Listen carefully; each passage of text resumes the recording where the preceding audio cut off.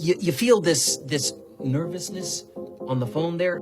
Sir, I've been trying to make an urgent phone call up there. Well, I don't think it's something I want to do on an overseas phone. You gotta make some phone calls. Hang up the phone. Prank caller. Prank caller. Oh, ladies and gentlemen, welcome once again to Packernet After Dark. This is the call-in show of the Packernet Podcast Network. If you'd like to call in, if you'd like to participate in the show, please feel free to do so. The phone number here is 608-501-0718. New callers go directly to the front of the line. We don't have any new callers today, but we have Packer Superfan. Yeah, sorry, Ryan. I must have had a lot more to say than I thought I was gonna. I got swallowed by the 3-minute monster twice. It's all right.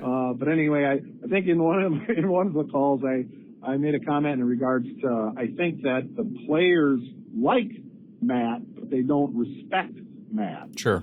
And here's how I think about it. I think back to Mike Holmgren, and I asked myself, did Brett Favre like Mike? And did Brett respect Mike? And I think the answer is yes to both. I think he liked him, and I think he respected him. Then I go to Mike McCarthy, and as we both know, both Brett Favre and Aaron Rodgers played for Mike McCarthy, and I would ask myself the same question: did they like Mike, and did they respect Mike? And I think the answer is, if they had answered honestly, I think they both would say they liked Mike, but they didn't respect Mike, especially Aaron Rodgers. I don't think Aaron Rodgers respected Mike McCarthy at all. Yeah, and it's hard. I mean, it's hard to know. We're obviously kind of guessing, even though we watched a ton of it. I would almost wonder, I guess, if there was respect initially and it waned, and obviously there's always some level of respect. For whatever, but just based on some of the stuff that we heard, you kind of got the impression that Rodgers kind of fell out of love. You started hearing comments about how he wanted to run the Shanahan stuff, and I look, he's the smartest guy in the room, and I just think after a while, he kind of fell out of love. Now, interestingly enough, I think similar to how he fell out of love with the Packers and the way they do things and everything else. When he got Matt and he got the offense he thought he wanted, suddenly he wanted Mike again. So I have a feeling his respect for Mike went back up, just like his respect for the Packers probably went back up after he left and went to the Jets for a while. But I get what you're saying. You definitely feel toward the end that there wasn't a whole lot of respect, at least in some way. In fact, I think he had disrespect for Mike McCarthy, and I think it's one of the reasons why he worked so hard to get Mike McCarthy fired. Yeah. Okay, and then I think about Matt LaFleur. If you ask Aaron Rodgers, did you like Matt, or did you respect Matt, or again, I think if everybody's honest, I think Aaron's going to say that he liked Matt, but he didn't respect Matt, and I don't know. I don't know where Jordan Love stands on Matt. I have a hard time reading Jordan just because Jordan doesn't say much, and that there's nothing wrong with that. He just doesn't give you much to work with. So, but I just get the feeling that we're kind of back in this Mike McCarthy mode where I don't think there's a lot of respect for Matt. That was the only point I was trying to make. Yeah, I get that, and I probably will always just default back to everything gets better when you're winning. Everybody's going to respect Matt more. They're going to like Matt more. That's the players. That's the front office, the fan base. This is why from week to week it swings from Matt's a genius to Matt's an idiot and should be fired based on whether or not we win. And I'm sure the locker room is the same way. Just like I think the falling out of love with McCarthy happened a lot toward the end. When they're winning Super Bowls, I'm sure it was the greatest thing ever. And then you start, going to the playoffs and lose, and then it starts to go downhill from there. And yeah, you start pointing fingers. Again, I think we deify these players and coaches too much sometimes to where it's like, well, that's just what fans do, but players are above that. No, they're not. They're involved in just the same amount of drama. They do the same kind of speculation. You know, there's probably somebody on the team that thinks the same idiotic stuff I do about, Van Ness would be probably better if he had a neck tattoo. You know what I mean? They're just as ridiculous as we are with some of this stuff. So Matt's just got to get him in a position to be healthy and to win and succeed, and all the questions and everything else will fall right in line. You win, you get everybody's respect. Nationally, in the locker room, out of the locker room. If you don't win, then you don't get the respect, and you probably don't get to hang on to your job. Bruce. Heck, did it? I was actually going to do this, Bruce.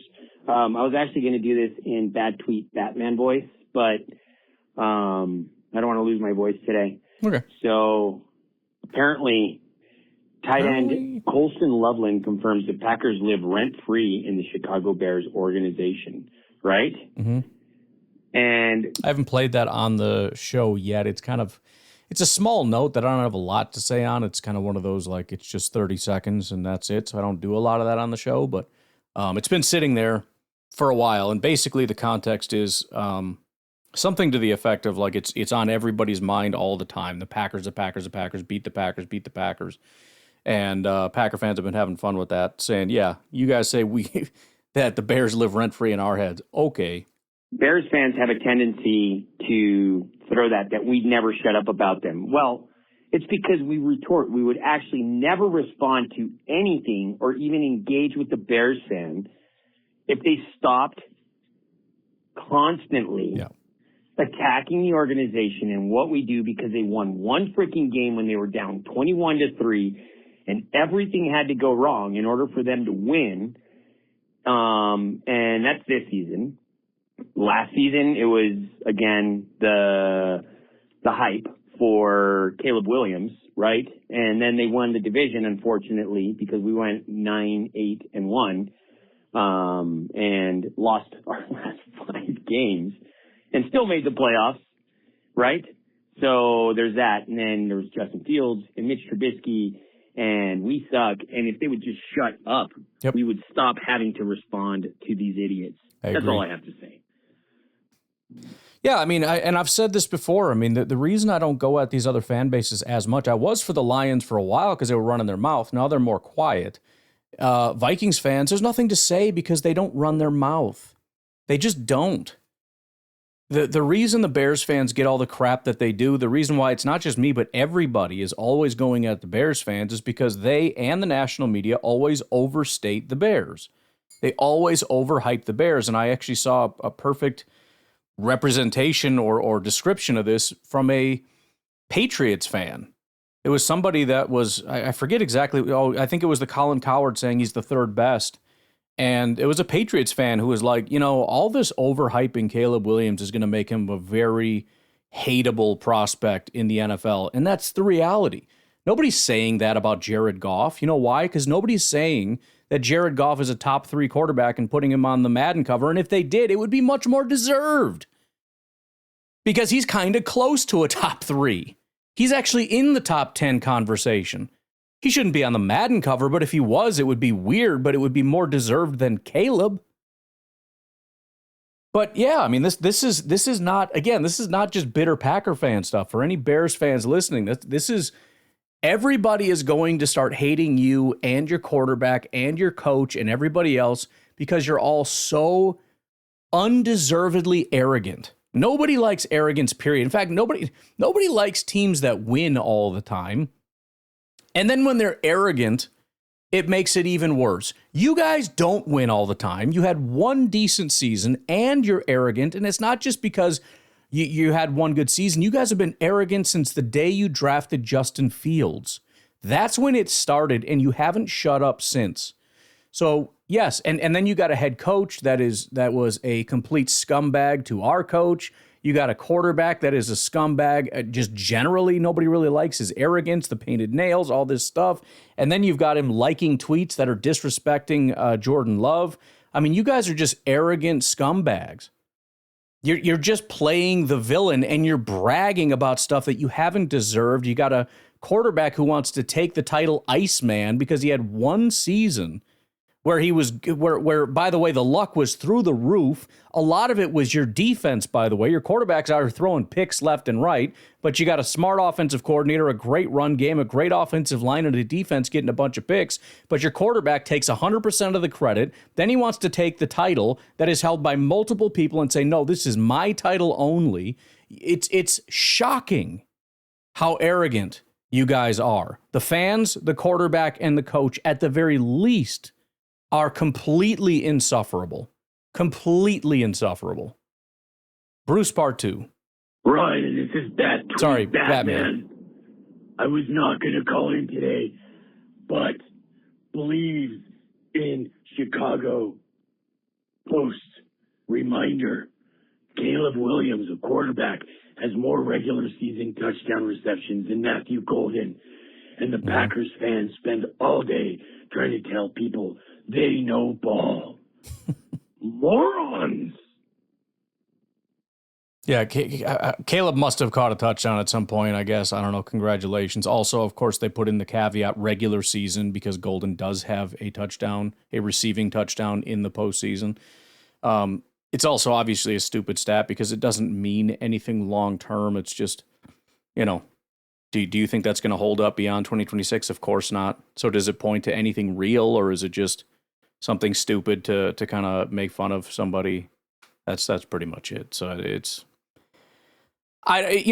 just another one of many sort of, we just need to get the season started because you don't understand what's going to frickin' happen to you. I'm getting into that mode where it's like, I can't wait because pending injury, I frickin' know how good Jordan Love, Christian Watson, Jaden Reed, Tucker Kraft, and Matthew Golden are going to be. And if Josh Jacobs is playing, which at this point it looks like he's going to be, and an improved offensive line, this offense is going to smash the living dog crap out of so many teams, it's going to be shocking. And if Jonathan Gannon just does a halfway decent job, and if our kicker can start making any field goals at this point, we are going to eviscerate people. And I cannot frickin' wait to get started and just start tearing people apart. I'm done with it. I want Golden to get all the touchdowns and just dominate everybody. I'm over it. The offseason stuff has peaked. It's reached peak stupidity, and I'm done with it. I just need the Packers to start stabbing faces so we can move on. We'll take a break. We'll be right back. Hey, Ryan, Beer Chiefs Benny. Hello. Yesterday, I was going to call in yesterday, but I was a little bit busy. So. Okay, that's fine. I don't mind. I saw on X, somebody had I think it was Eli Berkowitz. He posted like a video of Love. He threw this ball to Watson. Darn it, my wife's calling. I'm going to have to call back. Really? Because there's 2 minutes left. Hello? Okay. Sure, part 2. All right, Ryan, here we go. Beer Cheese Benny, calling back in. Hello there. Anyways, I saw Eli Berkowitz posted like a video of like Love throwing a ball to Watson, and like he got kind of shaken up. Like it was a tight window throw, and the defender. Oh yeah, was, I did see. I saw that. Kind of hit him. Saw that. And it was kind of dangerous, but like then I see all the comments, and people are like, "He always throws these hospital balls. He always does this," and it like goes back to the. I mean, you're gonna say it already. I can tell, but yeah, I mean, this is what annoys me. This is because, and again, maybe not everybody isn't wired the same, obviously, and I can tell everybody isn't wired like me. But you have to think. It's kind of like how the grammar Nazis.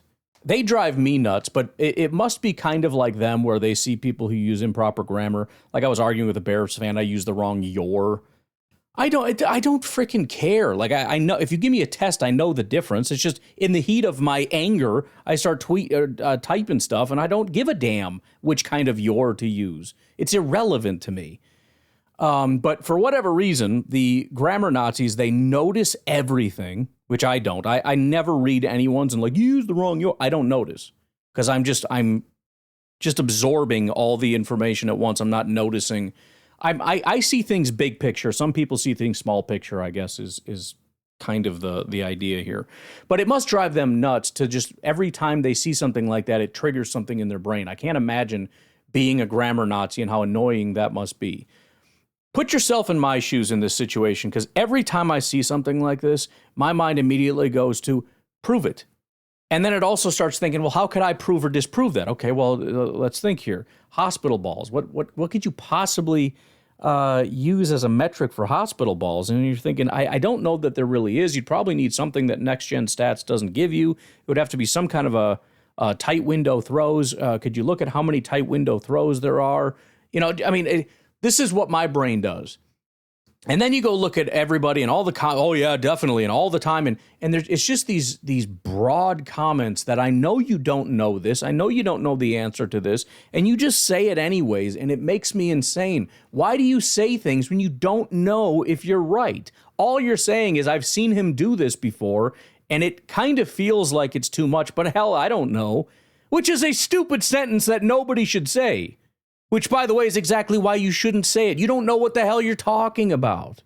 The thing where people are saying, like, always, always, always, even though, like, their memories are bad. They don't know what they're talking true. about. And because I was curious. I'm like, oh, does he always? I'm like, let's look at his turnover-worthy plays, because I feel like maybe that would have a correlation with it. I don't know. Maybe I'm wrong about that, but I was looking at his turnover-worthy play percentage. It's like 2.6%, which is, like, elite. Yeah. I mean, it's like, he doesn't have very many throws like that, so like I don't know how you could say that. Now, yeah, as far as I know, there is no hospital ball metric. It would be kind of an interesting metric. That would be cool if somebody tracked it. You might as well. You're already, tracking every single throw. A couple of these different websites do. I would be interested in it. I'm sure some people would. It certainly would be a great social media thing if you see a rival with a high hospital ball rate. Be like, oh, your quarterback's out here killing people. I'd love it if it was like Caleb or Goff or something. Well, it wouldn't be Goff because he throws 5-yard little dump-off passes. But the point is, there is no metric for this. And again, why does that matter? Because you can't say things like this unless you know, number one, how many times he's done it, and number two, how many times the average quarterback does it. Does he do it more than average, less than average? Where is he on the spectrum of hospital balls? We don't know. We're not even close to understanding. If I said he did it 4 times or 40 times, you wouldn't know. You wouldn't know. I wouldn't know. Nobody would know. You don't have any idea how often he does it. You don't know how often the average quarterback does it. Which quarterback do you think does it more than anybody else? You don't know. It's probably a quarterback you never watch. What was it? The Jets quarterback? How many games did you watch him play? You don't have a damn clue. And correct me if I'm wrong, but that would be a good way to look at it, but I just think that's bullcrap. And honestly, more often than not, everyone says he throws up prayer balls. Okay, Caleb Williams fans. Sure. He does that more than anybody. I don't know if that's the terminology I would use. First of all, it is kind of hilarious because on one hand, he's I don't know, safe or a dump off guy or whatever. Next minute, he's throwing up prayer balls, which I don't know if, again, prayer balls is the terminology that I would use. He throws a lot of high risk passes, or high difficulty passes. This could be a guy that, it doesn't mean it's bad in any way. If there's a guy open 30 yards down the field, he's going to pull the trigger. Is there anything wrong with that? I don't think so. I feel like Love, more often than not, when he makes these so-called prayer balls, which is bullcrap, because I think they're calculated throws that are amazing. Right. More likely than not, the receiver catches them and they're safe. Everything's good. They're tight window throws that other quarterbacks cannot make. And sure, sometimes is it unnecessary? Yes. But I don't think there's any other quarterback that's better at it than him, man. And I just think this whole narrative around, who always does it, he always throws. Oh, I'm sorry you saw 2 games in a row where he made one throw like that. Well, and that would be another funny question for somebody that says something like that. Just give me one other time. What game was it? Do you remember? Give me Jordan threw to who in what game, around what time in the game? Was it like first half, second half, third quarter, fourth quarter? And some people might be able to remember that. I certainly won't. I couldn't. Again, I teach to the test brain over here. I memory dump everything. I couldn't tell you 3 opponents outside of the NFC North we played. Couldn't tell you whether we won or lost. Certainly couldn't tell you the score. And I certainly couldn't tell you any plays that took place last year. I don't remember anything that happened last year. Nothing. Brain damage. 0. If I watch a game again, it's like I'm watching it for the first time. But, yeah, I would be willing to bet most people, if you asked that, they couldn't tell you. And even if they could, it doesn't. Give me 3. Can you tell me 3 times? How about 4 times? 5 times? 6 times? How many times do you remember?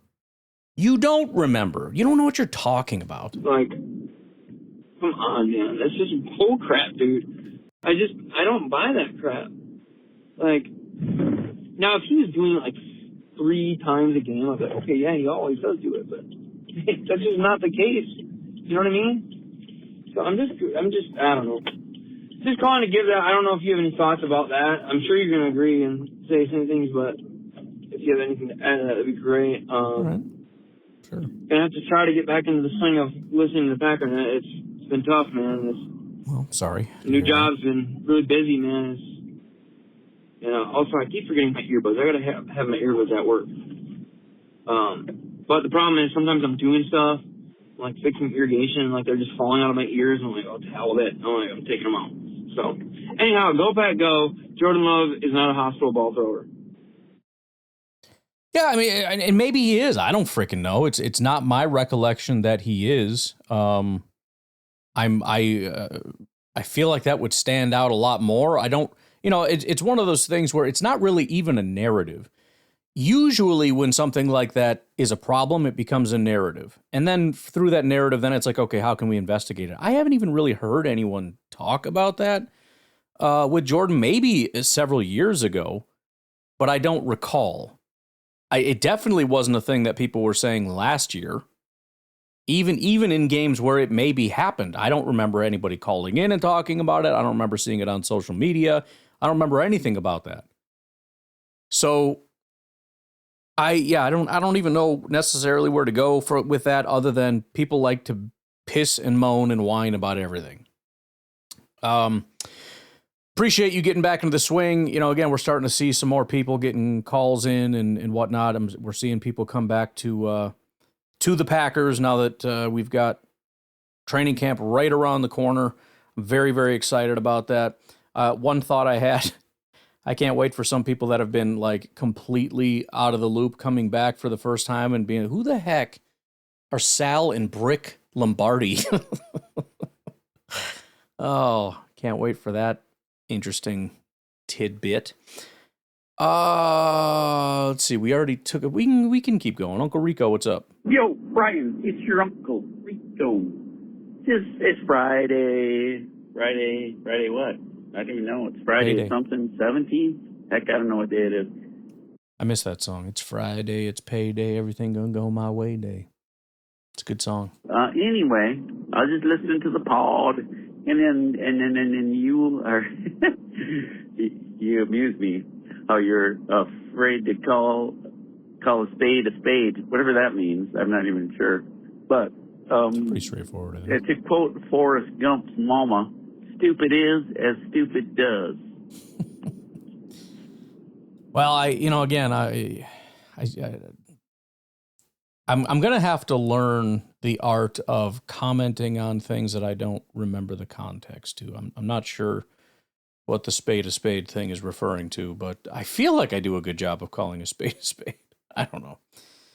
I don't know if I know what stupid is as stupid does means. I've always been kind of confused by that. Stupid is, let me think for a second. Stupid is as stupid does. Does that mean like you're as stupid as the things you do? Or I'm not sure. It's the phrasing of it. I don't know. I don't know what that means. But I do think I call a spade a spade. I don't know. Adonis, what's going on, bro? Hey, Ryan. So just listening to your response to my two calls, and I did just want to point out that I do think Matt LaFleur is a very good play caller. He's probably pretty darn good at designing plays, so that is in no way my critique of him. Which a lot of your response was, yeah, he's a good play caller. Definitely agree on that. My issue, like I said, tends to go more back to the way coaching is done, and then as a subset of how coaching is done, how he lets his coaches choose who plays. A big thing was looking at should Rashid have been starting last year, and just stuff like that. I don't want to launch too far into it, and I'm not saying fire that guy right now, not at all. I think it's just something that should probably be going onto the list of, we should be looking at this. And like I said, I would put it around the end of the Mike contract, unless we get lucky and land some more really, really good players. I think that's around where we're going to see the current talent of the team starting to slip away, and that would make sense for when to start doing some turnover. Anyways, keep up the good work. Yeah, call was a little bit hard to hear, but I think I caught most of it. So first of all, like I don't know the breakdown of how these things work. So, for example, Rashid, whose ultimate decision was that? Maybe the comments came out about that and who makes that decision. I would assume Matt LaFleur gets the ultimate sign off. Maybe it is more of just a sign off as opposed to a decision. I don't know. I don't know how that works, and I don't know. Again, it's hard to say. If we're saying that, for example, the offensive line coach made the decision to start Rashid, and that was a bad decision, and Matt LaFleur would have made a different decision, but he didn't, and so the issue here is not him making decisions; it's designating his coaches as the ones making decisions, and Matt's flaw is that he should be making the decisions. There's just so many assumptions in there that I don't know I don't know if that's the way it works or not. I won't go too far into the weeds on the Rashid thing being, I don't know that much of a decision based on the injuries and whatnot, but I don't know. It's hard to go down that road because I would just be speculating on a lot of things. I have no idea how any of that stuff works. I have been skeptical of the decisions that have been made, and ultimately it does fall on Matt LaFleur one way or another, whether he made the bad decision or whether he made the bad decision to designate to somebody else who made a bad decision. I don't know. But yeah, I think there have been some things that I haven't been super thrilled about as far as playing time. And I can't know the full picture, but maybe not last year so much, but over the years, why is Rashawn playing so few snaps? Why is this guy playing in that position? Why do we rotate so heavily along the defensive line? Why are we allowing the defensive coordinator to do X, Y, and Z when clearly it isn't working and he's not willing to change his mind? And, you don't want to step in, but at some, I don't know.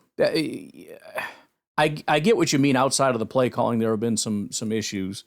I will say in his defense, there's a massive amount of things that I think are probably going right. The problem is you don't really see what goes right because everything just feels kind of like status quo. Notice when things break. You know what I mean? It's kind of like these kitchen chairs I have upstairs, which I put some thread locker on them so they don't anymore. But for a long time, these stupid things would keep coming loose. But the point is, when a chair is there, you don't really think about all the screws and everything that hold it tight or how it's even held together. You don't consider that. But when all of a sudden it starts wobbling, now you got to flip it over. Now you see the loose leg, you see the screws, you start noticing all these different things. So for everything we notice that's going wrong, I think there's a lot of things that are going right. And the ultimate problem, and you can say this about anything, at some point you got to make the decision, do you need to move on or not? But I would just caution that when you fire somebody, you're going to bring in somebody else. And even if they fix all the things that are wrong, they're going to have their own things that they don't do very well. And you're going to start noticing that. And you're going to start thinking, kind of like when Rodgers was unsatisfied and then got what he thought he wanted. And suddenly you realized there was a lot that they did right that I kind of took for granted. So I'm just genuinely not even worried about any of that right now. Because again, I think we have a team that is very much a team that is good enough to win a lot of games. If they don't, then we have no choice but to have the same conversation. But as long as they're winning, nobody's going to care anymore. Nobody's going to be nitpicking Matt LaFleur. They're not going to be nitpicking all these different things. Nobody's going to care. So, I mean, it really is, I mean, for Jordan, for LaFleur, for Gutekunst, for everybody, it's just, Someone is at the front door. It's just as simple as just win. We're just in just win territory. There's a lot of anger and a lot of speculation, especially because of how the season ended. And, you know, you go out and you just play like the team that you were supposed to be last year, like you were before all the injuries took place that everybody forgot about. Go out and win and beat a bunch of teams, and you're going to go from being this guy that nobody likes and wants to being a genius, et cetera, et cetera. Take a break. We'll be right back. Yo, Ryan, it's your Uncle Rico. Hello. I was just finishing up the podcast where you were bent out of shape about the guy, I don't know, it's not Tyler Rowland, but him too, but some other guy posting Jordan Love stuff that sometimes he's top three, sometimes he's bottom three. And that you said Packer fans don't push back enough. I just want to let you know I push back all the time. I also will believe everything you say, and then I use that to push back. Except for when you say negative things, then I push back at you. Okay. I think I stick up for my team blindly. Sean Ryan is awesome. Banks is awesome. That's me. When somebody badmouths them, I'm like, shut up, they're awesome. They're Packers. They're in a Packer uniform. They're awesome. And they're the best linemen in the NFL, so shut up. So anyways, I just want to let you know that I'm once the Packer uniform goes on, I'm in. Pretty much, you know. I mean, I don't, very seldom do I get down on our players, you know. I like to make excuses in my mind that whatever, you know. I got an ingrown toenail or something, I don't know. Anyways, but all right then, I don't know what I'm talking about. It's Saturday. It's hot and smoky out. It's wild. I got the burps. I can't stop burping. It's crazy. All right then. Why? Y'all have a good day. Have a great weekend. Rigo out. I don't know why the last part needed to be in there, to be honest. I don't know. But I appreciate your service to our team and standing up for it at all costs. Yo, Ryan, it's your Uncle Rico. Hey, broski. I was just listening to the pod, and you're talking about young people sitting on YouTube and getting so smart. And I just want to remind you that, and you said absorbing facts and getting smart. Everything on YouTube is not a fact. And what they're absorbing may or may not be making them intelligent. It might make them freaking stupid. I know some kids, younger people on YouTube that come to me all the time with all these theories and, you know, the stuff they listen to on YouTube doesn't necessarily make them even informed. It makes them, I mean, it's a bunch of information, but it may or may not be true information. It may or may not be factual. It may or may, I don't know. You get what I'm saying. Mm-hmm.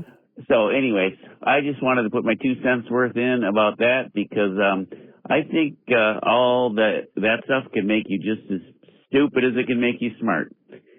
And maybe even in the college setting, I don't know. I don't know how you determine what is factual and what is, I don't know, you know.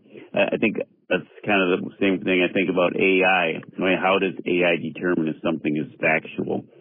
Somebody or 70 or 700 somebody say the same thing and post it somehow where AI finds it. How does AI determine if it's factual? Just because somebody said it doesn't mean it's factual, or because 700 somebody said it doesn't mean it's factual. You get what I'm saying? All right then. Oh, and Sal's replay or whatever of the Aaron Rodgers Super Bowl, awesome, freaking awesome. Gave me chills, man.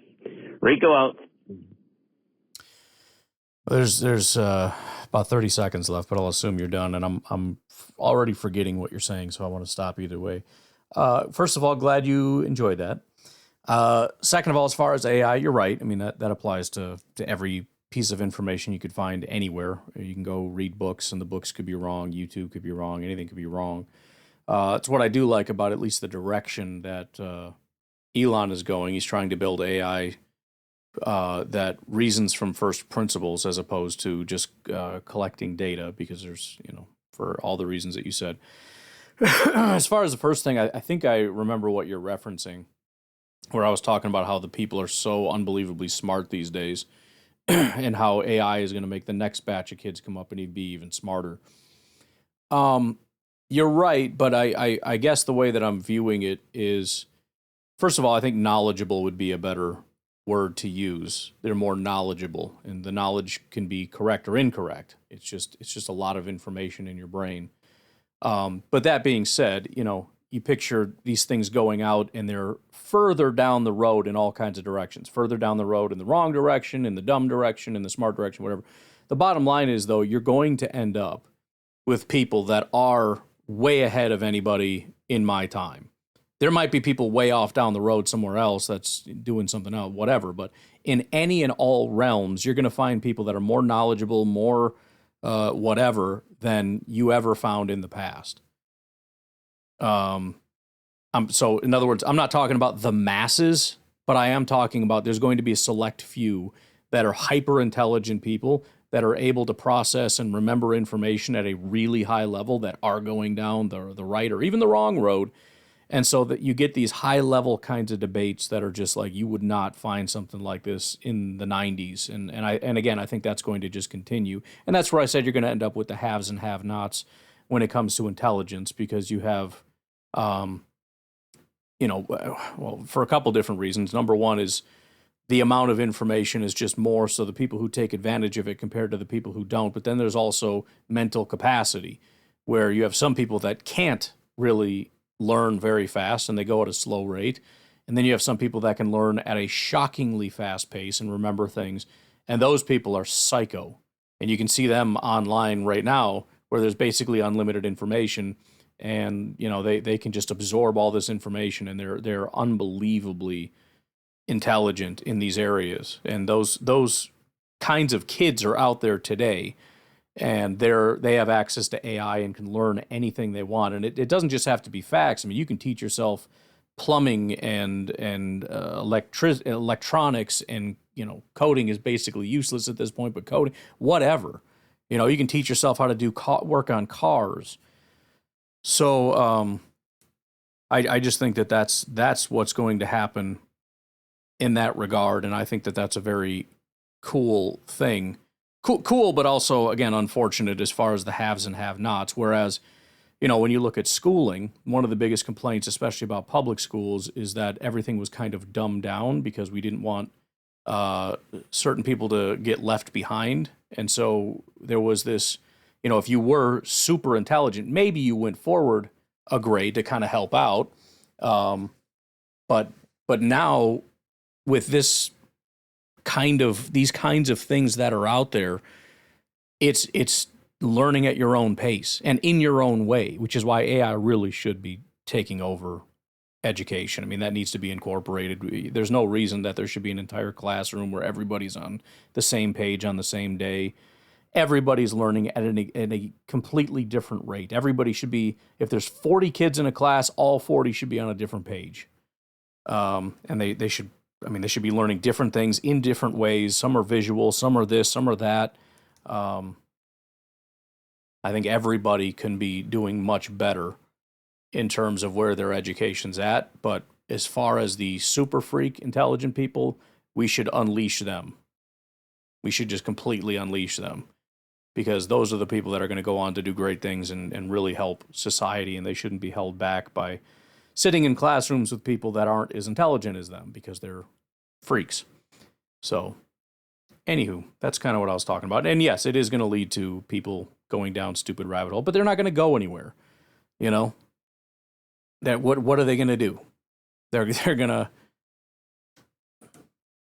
the things that matter are concrete and true. If you're going to try to build a rocket, you have super intelligent people that learn physics and all the kinds of things you need for building rockets. And then you have somebody who doesn't know what they're doing. Only one of those rockets is going to take off. You know what I mean? So in terms of applying things in life, yeah, you'll have people yapping and saying stupid things online, but that doesn't really apply to anything. The only thing that can really do is push governments in a wrong direction, which can be detrimental. But ideally, a government isn't really running our lives. I'm sure it will be, but the only thing that actually matters is what can be applied and actually shown and demonstrated to be correct. And all the talking and yapping and stuff on useless things, that's all it is just useless talk. But actually intelligent people that can apply things, you can learn wrong things about cars, but the wheels are going to fall off. You can learn wrong things about finance, you're going to lose all your money. What's going to happen to the people who learn at a really high rate the right things about finance? They're going to be quite wealthy. So, yeah, there's a lot of stupidity as well, but I think we're going to see an explosion of very intelligent people having very just like I said, just unleashing these people, and I'm very excited for them to have that. I think it's good for them, and I think it's good for everybody ultimately. All right, one more Uncle Rico. Yo, Brian, it's your Uncle Rico. Sorry, last time I called, I'm not even sure I'm not even sure I left a message. My phone is being a real butt lately. All right. Anyways, I had said that young people glued to their phone, absorbing all kinds of information, whether true information or false information or whatever. And you said they're getting so smart. And I mean, maybe, but informed and smart are two different things. Yeah, and again, I've already kind of explained it. I'm talking about the sliver of hyper-intelligent people. The masses, yes, the masses are sitting on TikTok and they're being fed nonsense, and they believe it because they're stupid people. But I'm not worried about necessarily what stupid people are consuming. They were dumb before TikTok. They're going to be dumb after. Intelligent people have discernment, and they can see things and go, I don't know if I believe that. And then if they care, they'll actually investigate it and go learn properly. If they don't care, then they won't, and they'll just ignore that. It's because that's the other thing, and I think you see this a lot as well. Won't get into specifics because I don't know what everybody listens to, but there are a lot of debates happening right now, and you see some of the lowest common denominators holding a certain position, and they're all just getting completely eviscerated in debates because they're stupid people holding stupid, losing opinions. And that's what happens when dumb people are armed to the teeth with a lot of stupid information. They lose in debates. So that doesn't bother me as much. And, like I said, I don't know. It's kind of like the Packers thing, People hear this certain narratives and they absorb that, and then they think they're informed. Well, they're not informed because it's misinformation. So I guess that's what I'm trying to say, that these young people, they hear all this crazy stuff on the internet and they listen to, and the internet gets your algorithm and then it feeds you all this crap, which is misinformation. And I see it. I think everybody sees it. I don't know. My son's 21. He comes to me once in a while with these arguments about history that may or may not be true, but he's convinced they're true, but they go against the grain of history, like how many Jewish people were killed in the Holocaust, the information that's out there that they're trying to jam down. I'm not trying to be condescending to your son, but that's one of those discernment issues. You know what I mean? There's obviously a ton of, and this is what I mean with conspiracies. There's a ton of the crazy thing about it is if you look at it, especially in short form, the little TikTok things, they'll say things that are like, that's actually kind of crazy. It's like these videos you see where it's like, oh look, their arm disappeared or whatever. Like, why did that happen? There was the one guy who had like this weird, like his head was cut off kind of thing. And it's, when you see it and people are like, oh, something crazy is happening. I can't solve it in my head right away. The problem is that doesn't mean that the conspiracy is true. It just means I can't reconcile it in my brain right away. It's the same with like all the gas in the walls. It's the same with like There was something about like, oh, why did the numbers only go up this high if there's so many this, that, or the other? And it's in the split second, you're like, that's kind of a good question. And then you look at the answer and you're like, yeah, I'm stupid for not being able to figure that out. That's a good point. But why do we expect ourselves to be able to figure it out? And if I can't figure it out, that means the conspiracy's right. Again, this is where lack of discernment comes in. If you automatically assume that this is weird and I can't solve this in my brain right away, that's how I know the people who are asking the question are right in their assumption that whatever their conspiracy is, that's not called discernment. That's just called believing everything you freaking hear. Yeah. The throat of the youth, I would guess, is what I consider misinformation.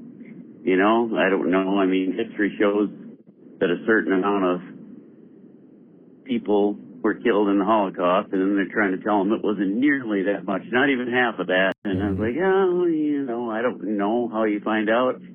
But either way, you know what I mean? I'm just saying, you said kids are getting so smart, and I kind of disagree because the internet is a scary place. It's full of misinformation.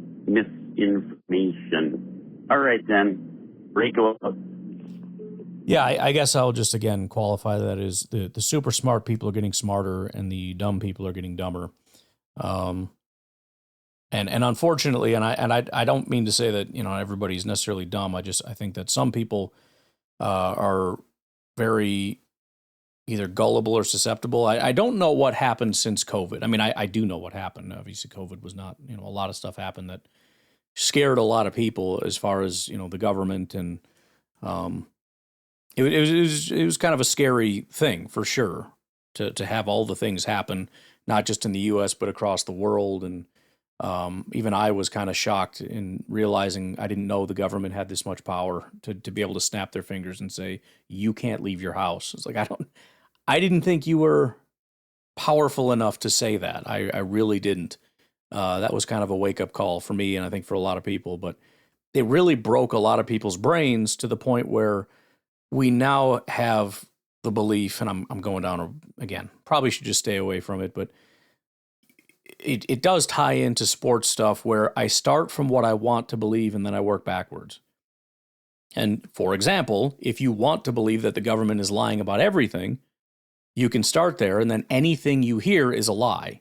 Or at least whenever anybody says something, you believe it. So for example, the smoke from the Canadian fires are the government trying to kill us. Apparently that's a thing. What in the hell would make you believe that? Well, somebody said it, and anything that says the government is doing something wrong, I'll believe it. Okay, well, sure, I guess. That is a shocking lack of discernment and is an incredible amount of faith to just believe every single conspiracy that comes along, so long as it tells you that the government is bad. I am not nearly trusting enough to believe everything that everybody tells me. Do you believe the government? No. I also don't believe Jim4527 on Twitter when he tells me the craziest stupid bullcrap. And it's just ever since 2020, you can't have anything happen without it being some kind of a massive conspiracy run by super geniuses, which completely runs contrary to my understanding of humans in general, the government in particular. The government apparently just the most super. I mean, you might as well just tell me that these are like AIs from the future. I mean, these are like hyper intelligent, space aliens, because humans are not this intelligent to be able to pull this crap off. But everybody around us is a super genius, and everything is a conspiracy. And yeah, it's not great. But again, everything is just more. The conspiracy people will get more conspiratorial. The hyper intelligent people will become much more hyper intelligent. You're going to have, again, people. So like when I went to school or what, you had these people that were really smart. remember going to college and there were people that just knew everything about computers. And it's like, how do you know? Like, this guy shouldn't be here. He should be off working somewhere at IBM. Like, the guy's just a genius. He didn't have, you got to think, he's my age. He didn't even have internet for half of his life. And then when he did, he had dial-up internet. And it's like, where do you even go? There was nothing on the internet. It's funny now when I try to go back and look at like news reports from even when the Packers won the Super Bowl last, there was nothing. There might have been like Bleacher Report. That was it. Now there's so much information everywhere. So even these unbelievably intelligent people, when I went to college, there was nothing even online. Very little. I mean, you could certainly learn, but you had to work for it a little bit to try to learn this stuff. And it would have just been at the end of your at the time, your life. You know, the last 5 years or so, you've had internet where you can actually learn about computers and do all this kind of crap. And granted, computer people would have been much more so back then. But, you know, again, people that have grown up from day one with the internet, I think you're seeing the fruits of that in small numbers. You know, for every 95 morons, you got 3 people that just blow your mind with how smart they are. And what I'm saying is AI is going to accelerate that even more. It's going to happen fast. You know, it could be within the next 3, 4, 5 years. But then imagine people who, since they were 10 years old, have been doing it. These people are going to be psychotic. There's not going to be many of them. But, you know, Elon Musk is not the only Elon Musk in the world. There's several people that have minds that work like that. And, you know, Elon Musk did not have much to work with when he was doing what he was doing. There are a bunch of, you know, 5, 6, 7, 8, 9, 10, 11-year-olds that have minds that work in really special ways. And they now have the ability, it reminds me of, was it Short Circuit? Johnny Five Alive. Remember, he's going through the books. He's just reading books in seconds. These people are brilliant, and I'm excited to be able to give them some of them probably won't, they, you know, for whatever reason. But if you do have one of those kids, I would encourage you to feed them as much as is humanly possible. Or if you're one of those people, even if you're 50, congratulations, you now have infinite information. Please go do something special with it. Best I can do is look up sports stats and do a podcast. That's about the limit of my intelligence. But some of you freaks have changed the world potential, and I look forward to seeing how that looks in the future. Even if that means I have to put up with more stupidity online, that's fine. I'll deal with it. If it gives me, you know, in 20 years, we get 10 Elon Musks instead of 1, I'll take that trade-off. All right. Well, Uncle Rico, sorry to hear about your situation. I definitely know what you're talking about, and sorry to anybody that agrees with those beliefs. You've learned that I'm not one of you, so best of luck in all your endeavors. And yeah, I don't know what to tell you, Uncle Rico, but hopefully they'll come around. I'm hoping that some of this is kind of a phase. You know, we're, I don't know, not even a decade since this whole COVID thing took place. I don't know. I'm hopeful that we snap out of this psychosis because it's getting out of control. Starting to see a good amount of pushback against it for the first time, and successfully so, and I'm very happy to see that. So we'll see. We'll see where this leads. You all have a good day. I'll talk to you later. Bye-bye.